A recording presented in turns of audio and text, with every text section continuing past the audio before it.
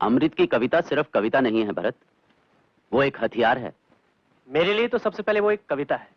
मेरे विचार में हर कलात्मक रचना, कविता, नाटक, उपन्यास या फिल्म ही, जिसके जरिए जनता के साथ विचार की सतह पर जुड़ सकते हैं, सामाजिक या राजनीतिक संघर्ष में एक हथियार है। एक तरह से ही सही है, लेकिन हर बार ऐसी जिद क्यों? ये जिद नहीं है भरत, सच्चाई है। कला को राजनीति से अलग नहीं किया जा सकता। जरा ध्यान से देखो तो हर देश की सरकार कला के माध्यम को अपनी सत्ता कायम रखने के लिए इस्तेमाल कर रही है। अगर बुनियादी परिवर्तन लाना है तो हमें अपनी कला, अपने माध्यम को एक हथियार की तरह इस्तेमाल करना होगा। अगर फिर भी काम नहीं बनता तो हथियार को अपना माध्यम बनाना होगा।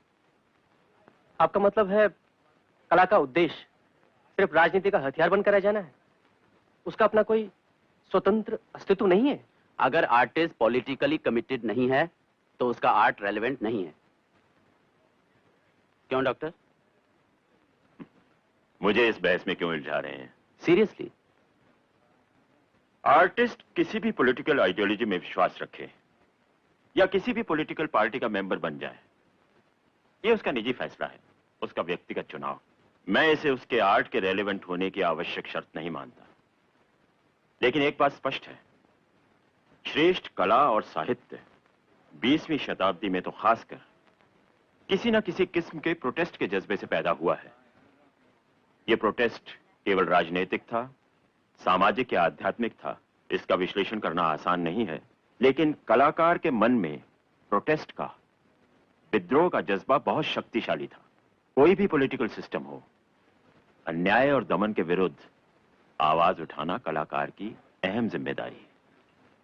डॉक्टर, इतने वर्षों में पहली बार तुम्हें इतना बोलते हुए सुन रही हूँ। अविनाश साहब की कृपा है।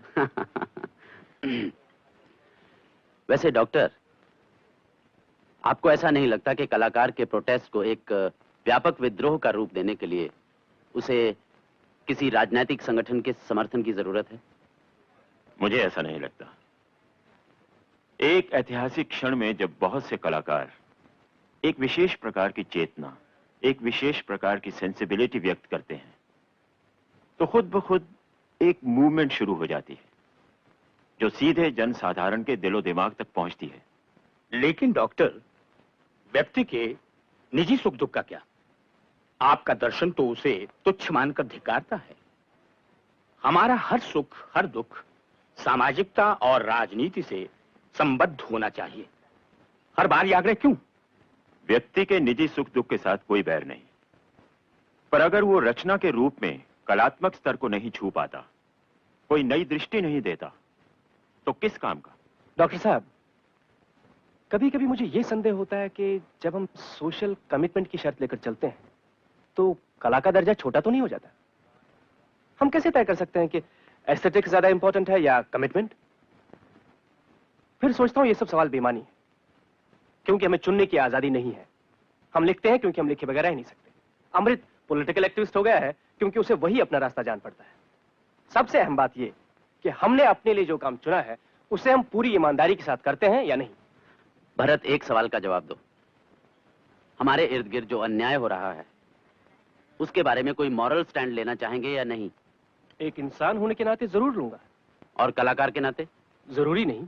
इसका मतलब एक ही आदमी में दो किस्म की मॉरल कमिटमेंट होती है? हो सकती है। अगर वो आदमी कलाकार है तो दो अलग अलग स्तरों पर वो लगातार जीता है। You're a coward. Moral stand लेने से घबराते हो और होशियारी से शब्द घुमाते हो।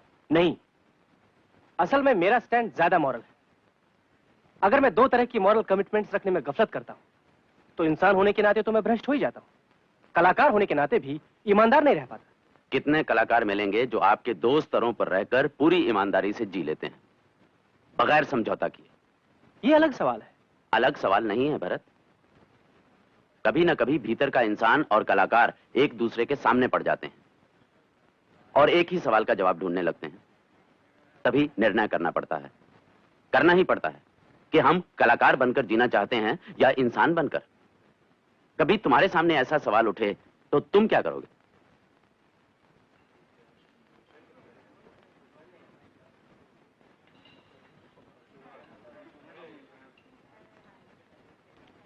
अविनाश साहब के लिए फोन है।